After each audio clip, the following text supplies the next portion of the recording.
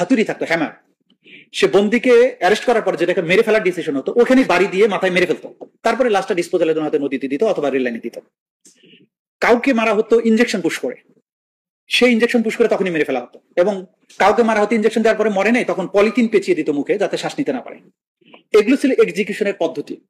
আমরা এই তদন্ত, যখন গুমের তদন্তগুলো আমরা করতে গিয়েছি, সেই যে যন্ত্রপাতিগুলো এগুলো আবিষ্কৃত হয়েছে, যন্ত্রপাতিগুলো ধ্বংস করে এক জায়গায় ফেলা হয়েছে, সেখান থেকে আবিষ্কার করা হয়েছে, এবং স্টিল ইনভেস্টিগেশন ইজ গোয়িং। এই যে প্রক্রিয়া, তাদের শাসনামলের যে মানুষের সাথে তাদের আচরণ, তারা যে একটা গ্যাং অফ ক্রিমিনালস, এইটা প্রমাণ করার জন্য এই পটভূমি এই ট্রাইব্যুনালের কাছে অসম্ভব গুরুত্বপূর্ণ। সেজন্য আমরা এটা তুলে ধরছি গত 15 বছরে কি ধরনের শাসন বাংলাদেশে প্রতিষ্ঠিত ছিল, কেন তারা 2024-এ এসে নিরস্ত্র সিভিলিয়ানের এগেনস্টে এইভাবে ঝাঁপিয়ে পড়লো with all forces, helicopter, drone, lethal weapons, submachine গান, রাইফেল। এই যে তরুণ ছাত্র যুবকদেরকে এইভাবে মারলো নির্বিকারে, এবং মেরে শেষ করলো না, চিকিৎসা নিতে দিল না, পোস্টমর্টেম করতে দিল না, পুড়িয়ে ফেললো, দাফন করতে দিল না, কবরস্থানে নিতে দিল না, জানাজা করতে দিল না।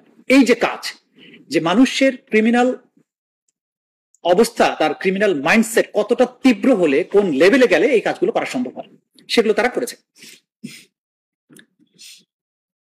দেন মাইলট, এই ক্রস ফায়ার গুমের বাইরে শাপলা চত্বরে রাজনৈতিক প্রতিবাদকে স্তব্ধ করে দেওয়ার জন্য, ভয় দেখানোর জন্য শাপলা চত্বরে একটা সুনির্দিষ্ট দাবিতে দেশের আলেম সমাজ বিশেষ করে তারা এখানে দাবিতে সমবেত হয়েছিলেন। সেখানে রাতের আধারে যে অপারেশন চালানো হয়, যেভাবে মানুষকে গুলি করে মারা হয়, সেই হত্যাকাণ্ডের বর্ণনা আমরা দিয়েছি, সেই তথ্যগুলো দিয়েছি যে সেখানে কি আচরণ হয়েছে, কি ফর্মে মানুষকে হত্যা করা হয়েছে। এরপরে রাষ্ট্র ফ্যাসিজমকে উস্কে দেওয়ার জন্য শাহবাগে একটা মুভমেন্ট তৈরি করলো, ফাঁসি চাই, বিচার মানি না, ফাঁসি চাই।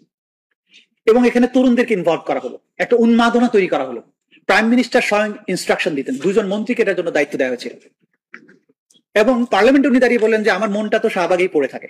সুতরাং এটা বোঝাই গিয়েছে যে শাহবাগের এই মুভমেন্টটা ছিল তাদের একটা রাজনৈতিক পলিসির অংশ। সেখানে দাবি করে বাকি মানুষদেরকে হত্যা করার ব্যাপারে, জুডিশিয়ালি কিল করার ব্যাপারে একটা পটভূমি তৈরি করা, প্রেক্ষাপট তৈরি করার জন্য কাজ করা। এই যে কাজ একটার পর একটা তারা করেছেন, সেগুলোর বর্ণনা আমরা এখানে তুলে নিয়ে এসেছি।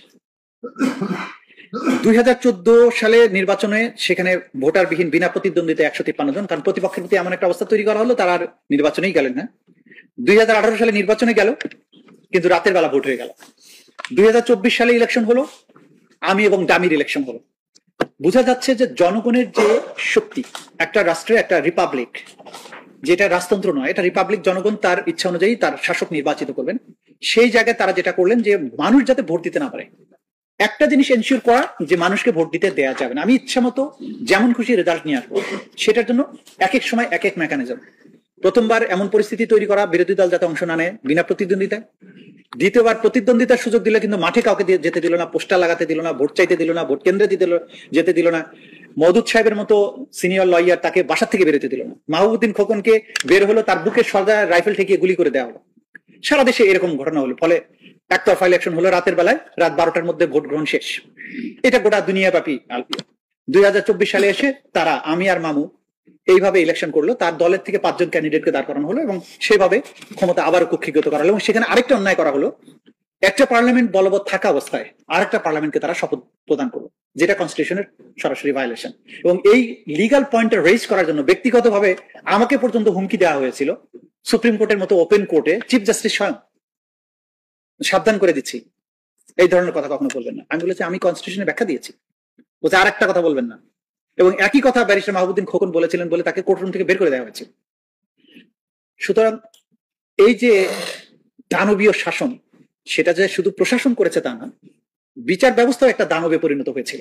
যাকে খুশি সাজা দেয়া, যখন খুশি কোর্ট বসানো, যখন খুশি ধমক দেয়া, এই কাজগুলো এই একটা রাষ্ট্র আর রাষ্ট্র ছিল না, এটা নিপীড়কের ভূমিকায় অবতীর্ণ হয়েছিল, যে কারণে 2024-এর বিপ্লবটা অনিবার্য হয়ে পড়েছিল।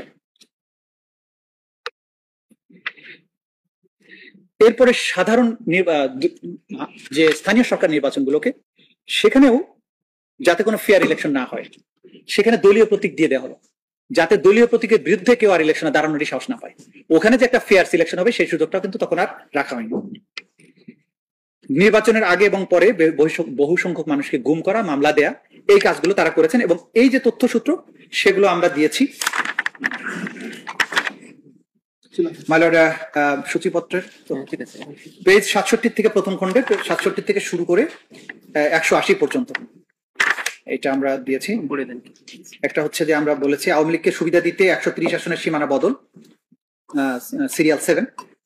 8 নম্বরে প্রণব মুখার্জির বই দি কোয়ালিশন ইয়ার্স, যেখানে ওই সেফ এক্সিটের কথা বলা হয়েছে। 9 নম্বরে হচ্ছে 2011 সালে বাতিল হয়েছিল তত্ত্বাবধায়ক সরকার কি পদ্ধতিতে বাতিল করা হয়েছিল সেটা। 10 নম্বরে উত্তাল সময়ে যেভাবে 2024 সালের 5 জানুয়ারি একতরফা নির্বাচন হয়েছিল সেটা, বিবিসি রিপোর্ট। 11 নম্বরে মঞ্জুরুল ইসলামের বই 2014 থেকে 2018 দলীয় সরকারের অধীনে প্রশ্নবিদ্ধের নির্বাচন, এই সংক্রান্ত একটা লেখা। জার্নাল অফ দি ডেমোক্রেসি 25, এটা আলী রিয়াজের লেখা। Shifting the Tides in south Asia, বাংলাদেশের ফেইল্ড ইলেকশন, এটা 108 থেকে 121 পেজ পর্যন্ত।